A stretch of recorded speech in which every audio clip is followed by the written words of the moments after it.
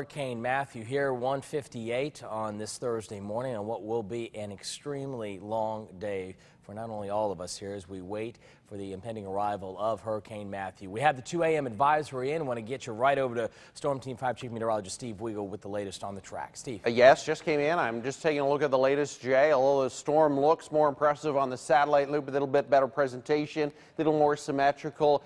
Big flare-up of convection thunderstorm activity near the center. And by the way, the pressure's actually been dropping. And what we usually see in a hurricane is the pressure, the central pressure drops, and then about 4 to 6 hours later, we see the wind field strengthen a little bit. So that has not happened yet because we still have 115-mile-an-hour winds moving northwest at 10. So that's the same wind speed we had at 11 p.m. tonight.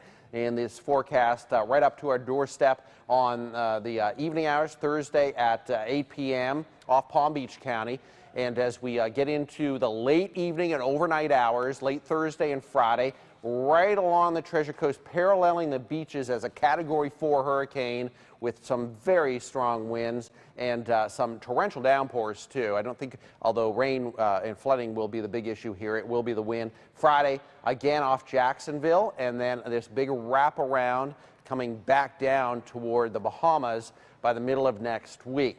So this could still make a landfall in our area, South Florida. We are still looking at the winds up to tropical storm force arriving about 3 o'clock in Palm Beach County, and then getting into the late afternoon through about 8 o'clock. We're looking at strong tropical force winds, and then eventually we're into hurricane force winds. This happens tomorrow night, or I should say tonight, as we get into the, well, there's 11 o'clock.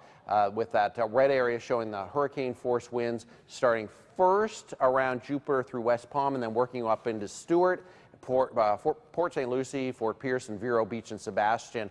And the wind field also pulls back to the west a bit because the storm core, the eye, is just off the coast of Vero into the overnight, about 2 to 4 in the morning. And then we get, of course, our storm conditions. Here's some of the computer models. Looks like a couple of these models have updated, and we haven't seen much of a change. We still have a couple of storm tracks that are making a landfall here, but the official forecast does keep it just offshore. Our probabilities of tropical storm force winds, they're pretty much guaranteed. Hurricane force winds, we have over a 50-50 chance of seeing those.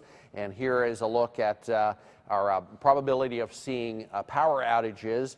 Red area, the bright red, extensive power outages, northern Palm Beach County, stretching all the way back to the lake, and then this orange area into the lake area too, but back around, well, Boynton Beach down into Boca. High chances for power outages. Most of the Treasure Coast along the coastline, very high chances for power outages and the power out through the overnight hours. So lots of batteries, flashlights. Be prepared for a storm that really packs a punch. And pick your safe room in your house too. If you haven't picked it already, pick it out where you can ride out the storm if the winds become damaging and you need a spot to stay up to possibly a couple of hours where you have a radio and you have some protection from this storm and the strongest winds, Jay. Not explain that any better, Steve. That those safe rooms are going to be really crucial and imperative as we look at the forecast. Yes, they will. Track and the intensity of this storm, as you just indicated. All right, Steve, thank you very much. We'll touch